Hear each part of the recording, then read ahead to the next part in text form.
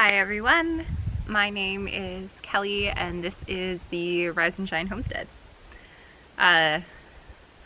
It's been about 11 days since my last garden tour. It's June 24th right now, but I really wanted to wait until the rain stopped enough for me to come and take you down to the potato garden.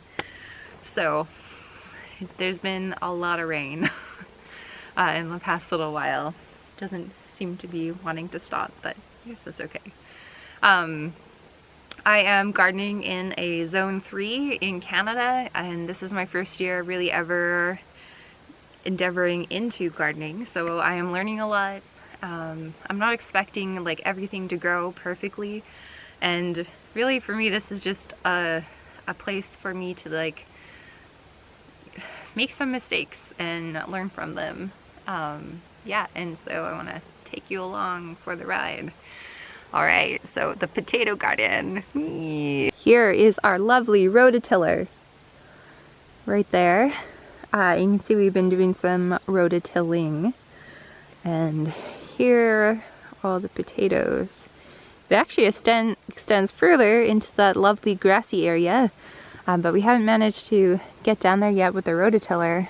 So you can see kind of the difference between using the rototiller and not.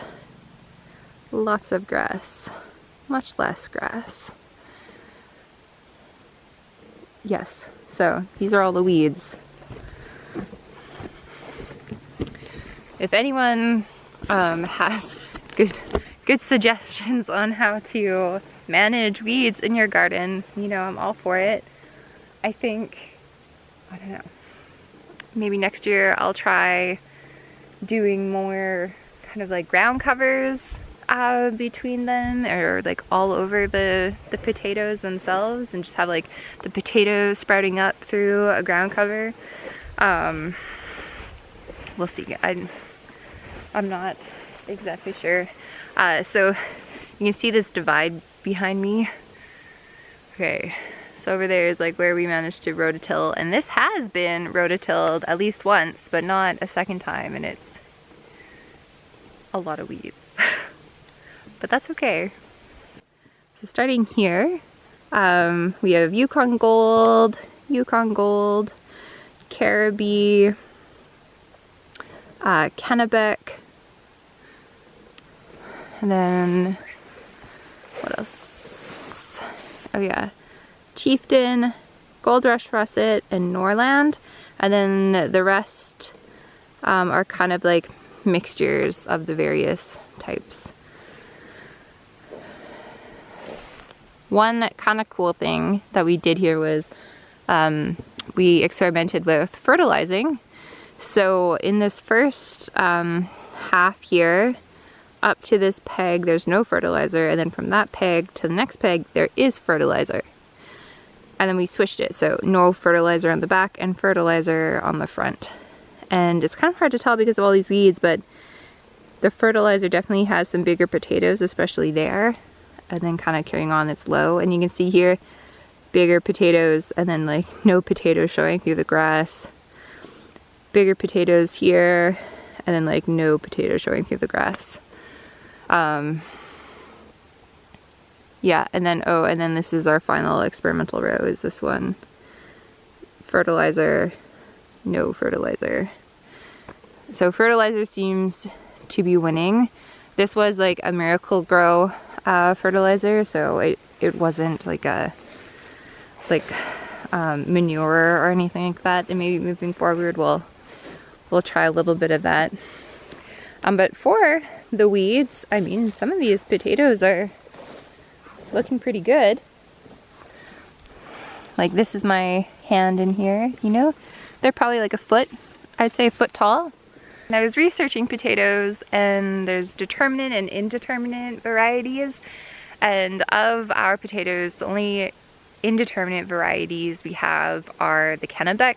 So those are ones like if you were to like mound like dirt up along the plant, the potato would continue to like produce potato tubers going up the stem the higher that you mound the soil. And then the determinant potatoes, they'll just kind of have a set number of potatoes that they produce, and amount of mounding will really help. We are mounding them all, and that is kind of just to help with weed control. We're covering the weeds with dirt to try to suppress the sunlight that's getting to them so they can't photosynthesize and grow as well. Yeah. Oh, yeah. Okay.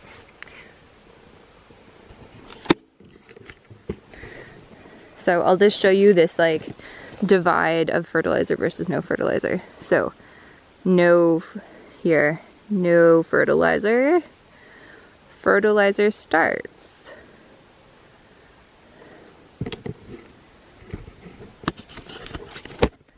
So what I get from that is fertilizer works. Maybe we'll think about in the future like what type of fertilizer we want to use. This was just something kind of on handy, and I didn't want to use fertilizer, but Johannes wanted to use fertilizer, so we decided to treat it as an experiment. Yeah. Alright, so want to see what it looks like when potatoes don't really get any love. No fertilizer, no weeding, no tilling. This is what they look like. So fertilized and tilled and has been weeded upon occasion. And then we would continue it here. And oh, I see one. I see one.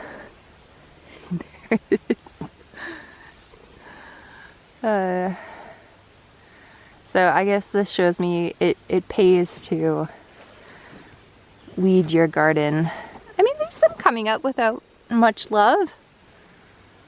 You know, here's another one. They're there. You just can't see them. So that is the potato garden. Yeah, I'm happy to have finally managed to get down here and show you guys all of our potatoes. There's about 500 plants that we planted total, and a large chunk of them is down at this garden. Yeah. So now I will go and take you to visit some of our other ones.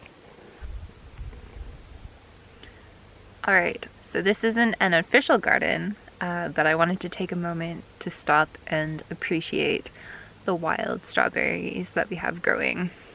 This is one of the more sizable patches, and I am pretty excited.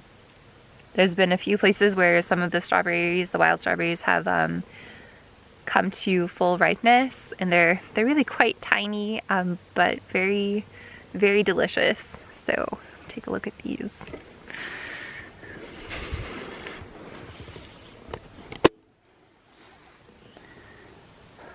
Do you see all of these little flowers in here?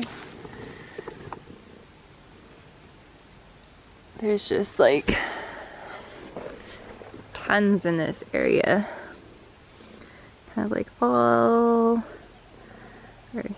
in here. Maybe I wonder if any of these ones are ripe.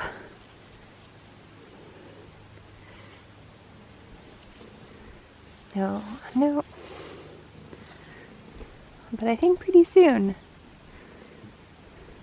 Pretty soon. Also, I know this is considered a weed. It's called hawkweed. But one of my sister-in-laws thinks that just like the color of it is just like simply fabulous, and I would have to agree. I don't know if I can capture any of these really. Also quite pretty.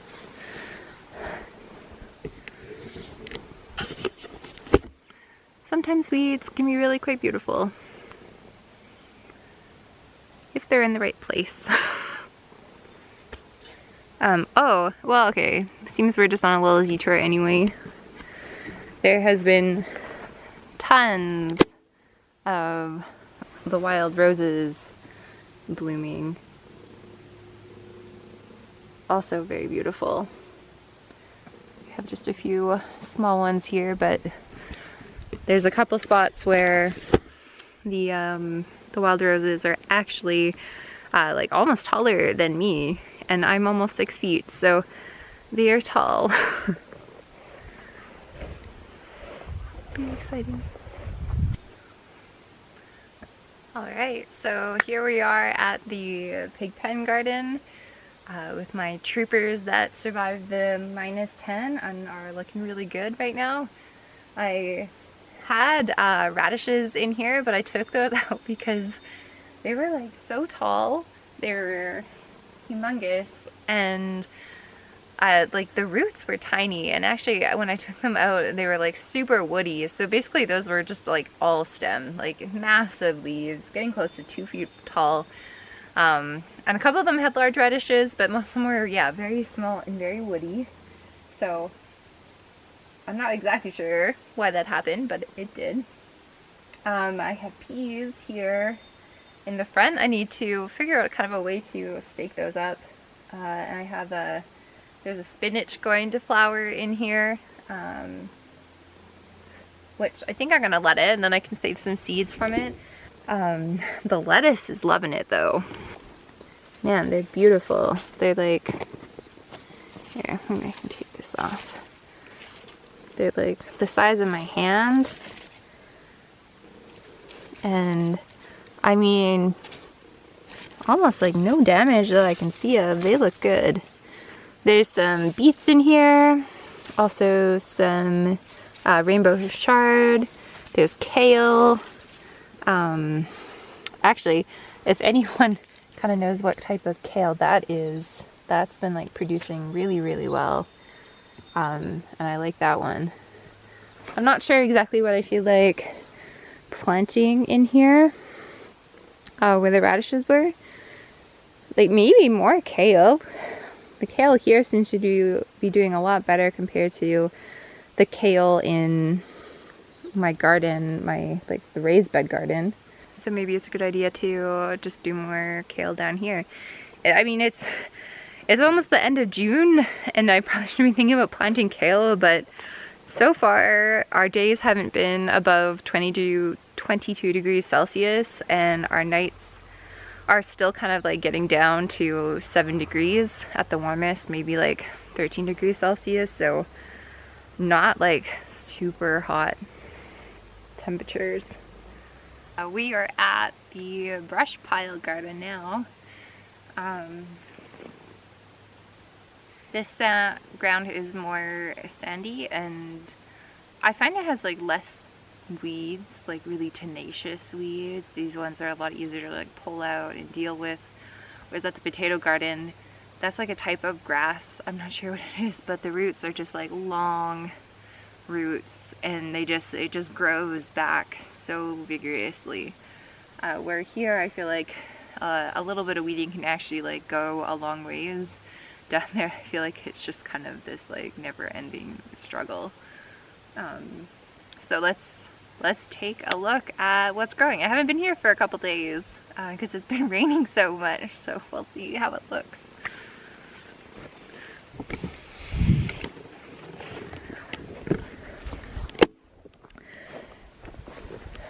So I was listening to my gardener about some crops that he suggests not purchasing from greenhouses, and one of them was onion sets, exactly like what I did. So here I have like a little bulb that I planted, and he suggested like that's not the best method, mostly because it's better to kind of plant them when they look more like green onions rather than like these like little bulbs. But I mean, I have quite a bit of green growing on them, so we'll see. Like maybe I can just eat that green stuff. It looks like very healthy and delicious. Like, yeah, I'll just like try a piece right now.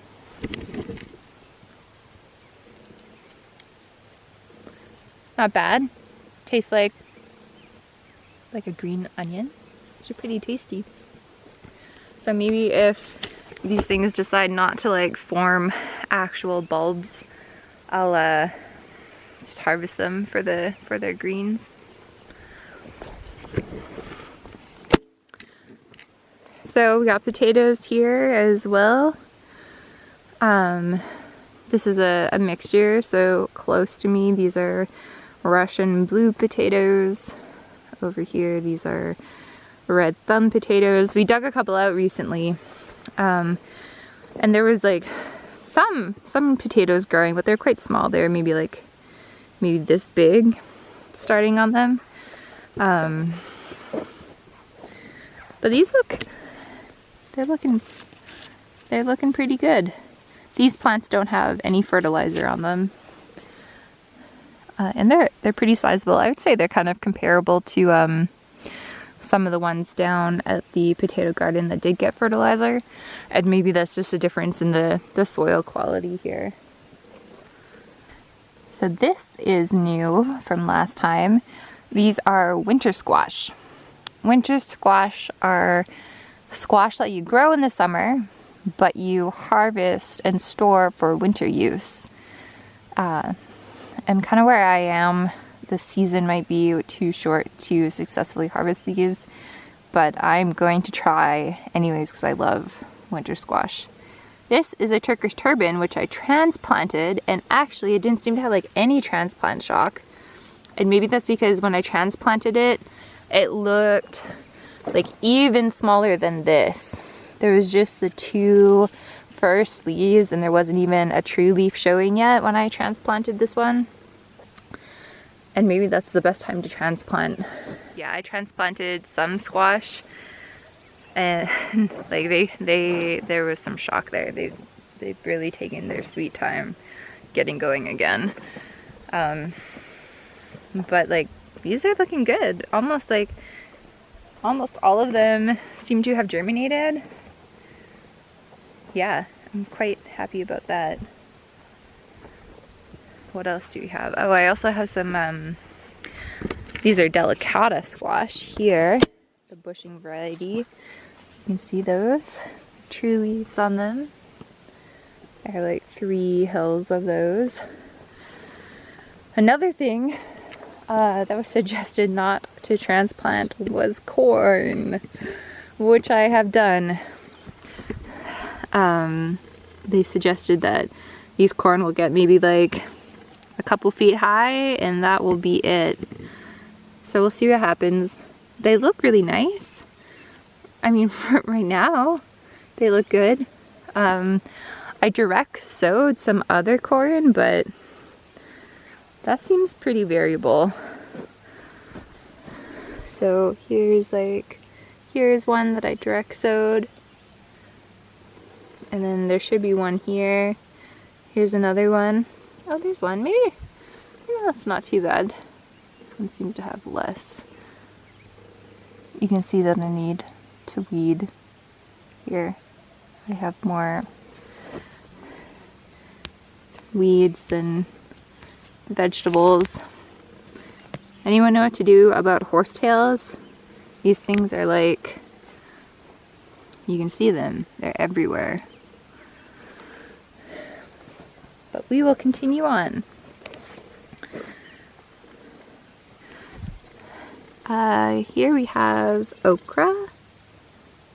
This is one this is one I transplanted. And you can see it doesn't have any of its second leaves yet.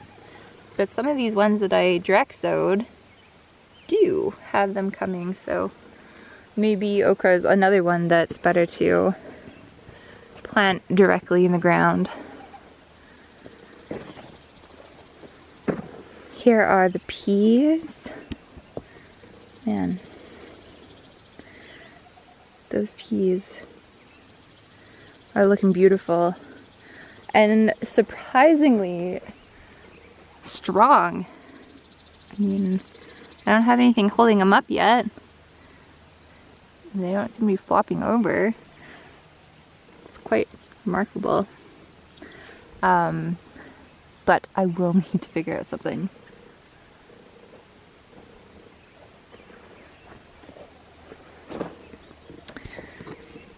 These are the beans. These beans were direct sowed. I have a whole bunch of different types in here. And I mean, not bad. Looking pretty good. Are those, I don't know, are those gonna be flowers? Or are they just more shoots? So, transplanted beans. And then beans that I did direct sow for as well. I've been noticing there seems to be a common problem with a lot of my beans. They kind of come out of the ground. Oh, you see that guy? He's hopping. Can you keep hopping, little frog? Oh yeah, there you go. Maybe it's the same one from last time. So some of them come out of the ground and they have their cotyledons and they come up. And then the tops kind of like fall off. I don't know if something's eating them or like what's going on there. But see, here we have the cotyledons and then like nothing. It must be something eating it, because the ones that I like had covered in my like planting trays and then brought them out, those seem like fine. But I mean, I don't know, I would say probably like 70% of the beans germinated though, so that's not too bad. I'll take it. I'll take it. What else can I show you here that we can actually see? Oh, the carrots. I'll show you the carrots.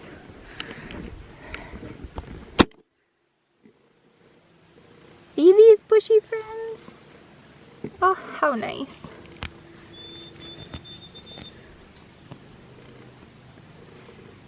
Get these like horsetails out of here. They look good. When do you start thinning? I mean, wow, yeah, I feel like there's a lot of plants in there.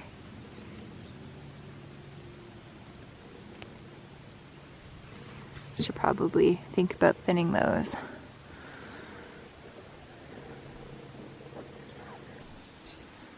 Okay, just another wildflower glamour shot. Those are Indian paintbrushes. Also, some high bush cranberry in here that are setting fruits. There's a squirrel that doesn't care for me very much. There's some lovely little flowers here. I'm not sure actually what these are.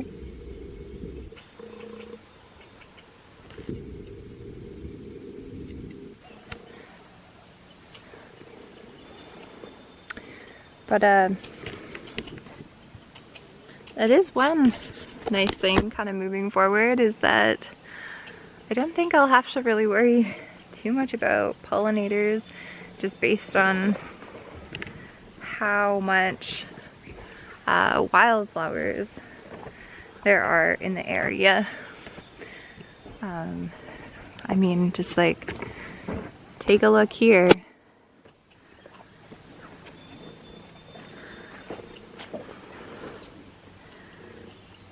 Just kind of.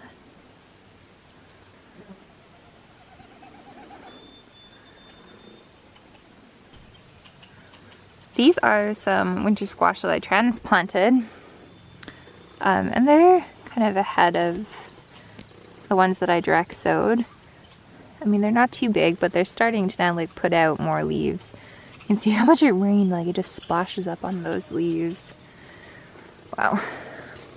You can also see my weeding strategy just around the plants. Oh, yeah, these ones look actually like they're doing quite well. These are bonbon squash. They had a really dark skin and kind of look like a pumpkin, except that like a lot of like meat and not a ton of seeds. You can see like those leaves. I feel like that can't be too good for them.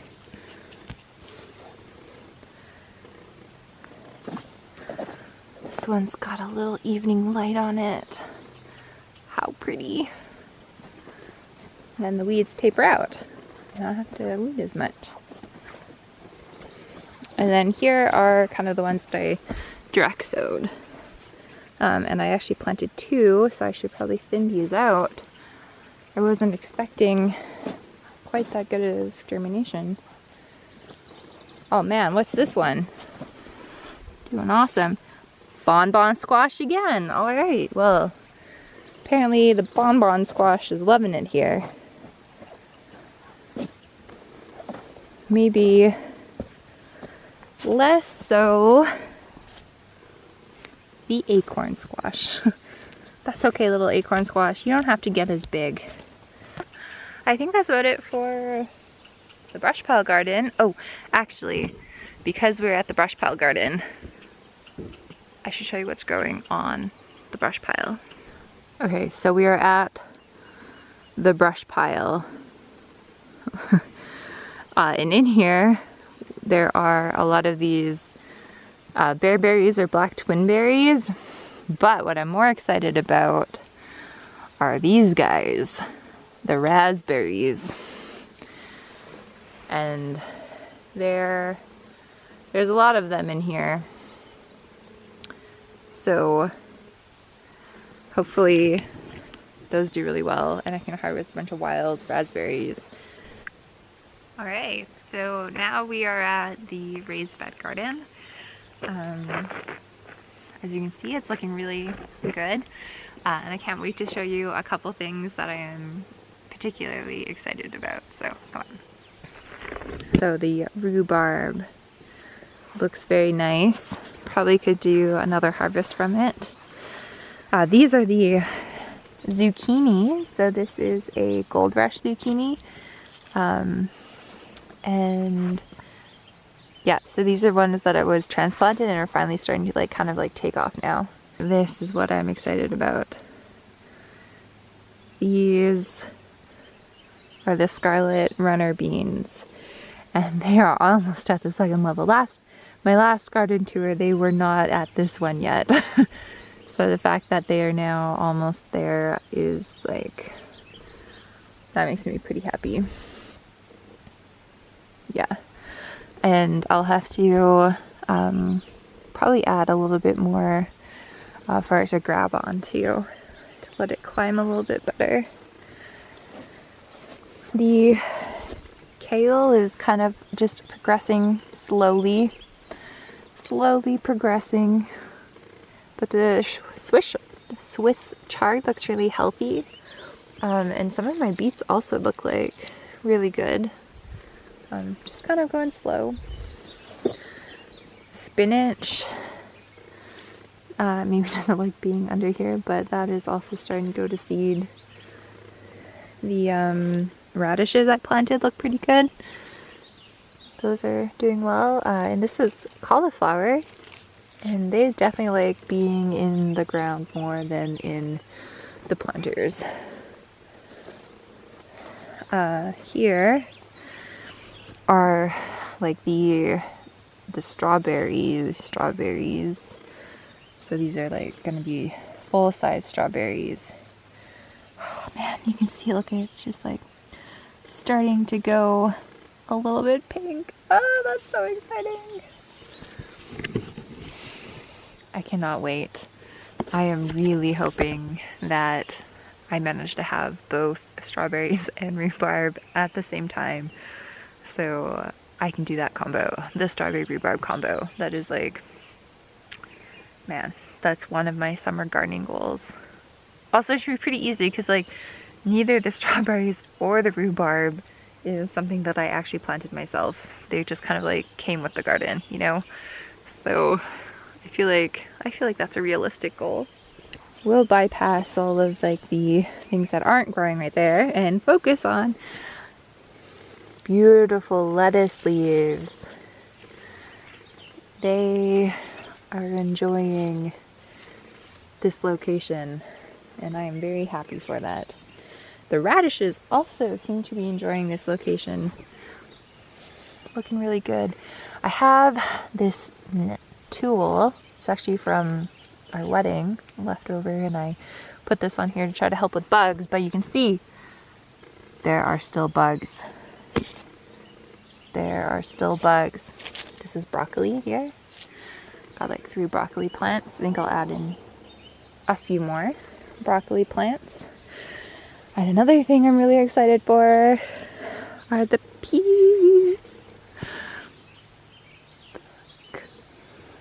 A pea flower.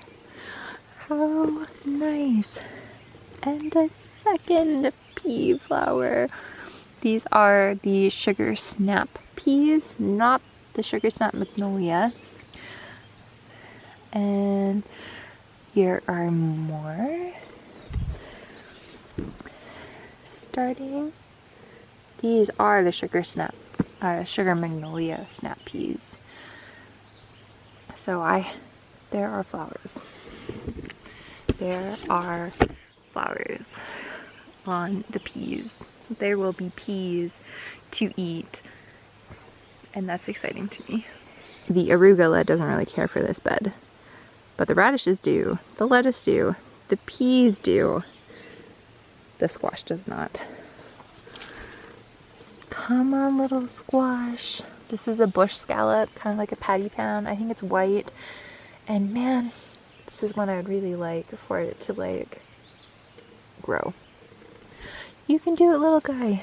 Sorry, I'm like shaking the camera to give this emphasis to encourage this squash, but I don't think the squash cares if I'm shaking the camera to try to encourage it.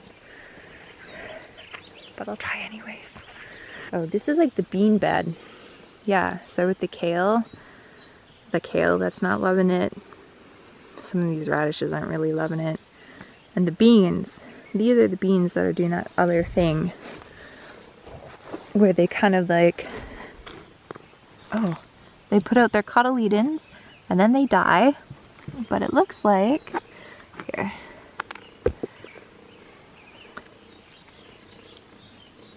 So, dead on the top, cotyledons, but it seems like it's trying to put out some more growth. Show you this one. See? I don't know what's really going on with these. So some of them look like great, you know? And then just like some of them just look not so great. And is that just because someone's eating them?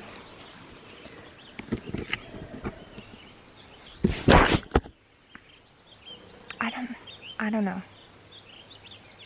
I don't know what's going on there. Maybe, well, I should probably do a little research and try to figure it out. But if anyone watching this knows, you know, feel free to tell me. These are Armenian cucumbers,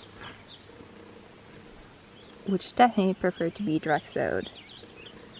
Direct sowed. Transplanted. Direct sowed. Transplanted. I have hope for this guy. I really hope some of these cucumbers decide to take off. I didn't really get many types of cucumbers, so these are the only ones. I don't even think they're technically a cucumber. I think they're a melon. Maybe that was my mistake. Trying to plant melons in a zone 3 directly just in like June.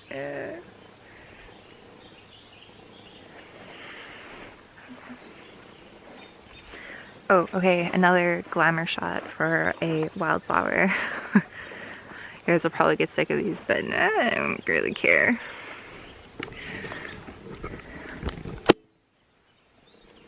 Thimbleberries. Wow. How nice. These will produce a berry that is similar to a raspberry, but they're kind of like bigger. I'll have to show you what they look like. And they are edible. But man, those flowers are just gorgeous. Ooh. This is the first time I've seen this one. How nice. I'm not sure what this is. Some sort of lily. Really beautiful. It looks like these are also trying to put off flowers. And these are getting ready to. The lilacs are still doing great. Do we have any other surprises in here? Nope, don't think so. I thought there was a potato here, but it's actually, I think this is called wild sarsaparilla. And there's also some northern bedgrass growing in here. So that's the garden. It feels like things are actually like starting to grow now, and that's pretty exciting. I mean, I don't know how long it takes to get peas after the first flowers, but there's at least 4 peas coming in the next like week or 2. Bumper crop, you know. Oh, and I'll show you my tomatoes. They're not in the greenhouse yet, but they look good. Here are the tomatoes. This is one of my F2 hybrid store tomatoes that's had a very hard life, but is looking really great right now. This is a cherry tomato. These are Brandywine Red, and the leaves are going purple. I don't know if that's normal for this variety. It seems like it's mostly on the top. I'm like, are those what I think they are? Like, is that flower starting to form? I think that plant's too little to have flowers. More cherry tomatoes from Seeds of Change, just kind of a red cherry. These are purple Cherokees. More Brandywine Red. Mortgage Lifters. Pink Boars. More cherry tomatoes. I think that's mostly kind of what I have in here. Lots of Mortgage Lifters. These are peppers, which I don't have like that much hope for. We'll see what happens. These are zucchinis that I don't know what to do with because they'll suffer transplant shock, but like, it looks like they're trying to flower. Oh, I feel sorry for you guys. And then the basil, I don't know if that was from the sun or if we actually got a mild frost. But they feel good. I feel like something I'd want to eat. That's it for this garden tour on June 24th. Yeah, hopefully be able to give a couple more frequent updates kind of moving forward. But looking forward to the growth in the garden, and yeah, see you next time. Thanks for watching.